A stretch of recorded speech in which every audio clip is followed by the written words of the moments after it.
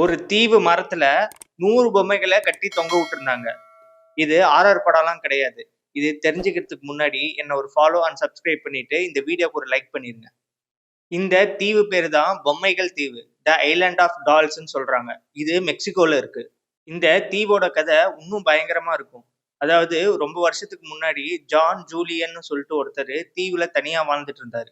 ஒரு நாள் ஒரு பொண்ணோட உடம்பு அங்க இருக்கிற தண்ணியில மிதந்துட்டு இருந்திருக்கு. அப்புறம் தான் ஸ்ட்ரேஞ்சான விஷயம்லாம் நடக்க ஆரம்பிச்சிருக்கு. நைட் ஆனாலே யாரோ நடக்கிற மாதிரி சத்தம், அப்புறம் யாரோ விஸ்பர் பண்ற மாதிரி சத்தம்லாம் கேட்க ஆரம்பிச்சிருக்கு. இதெல்லாம் பண்றது அந்த பொண்ணு தான் தெரிஞ்சுக்கிட்டு டான் ஜூலியன் என்ன பண்ணியிருக்காருன்னா, இதுக்கு ஒரு முற்றுப்புள்ளி வைக்கணும்னு சொல்லிட்டு உடைஞ்ச பொம்மையெல்லாம் சேகரிச்சு அந்த மரத்துல தொங்க விட்டுருக்காரு. இதுல என்ன ஒரு ட்விஸ்ட்னா, ரொம்ப வருஷம் கழிச்சு டான் ஜூலியனும் அதே இடத்துல இறந்து கிடந்திருக்காரு. ரொம்ப இயர்ஸ் போனதுக்கு அப்புறம் அந்த தீவுக்கு போன மக்கள்லாம் என்ன சொல்லியிருக்காங்கன்னா, அந்த பொம்மைகள்லாம் என்ன பார்க்குற மாரியே இருக்கும்.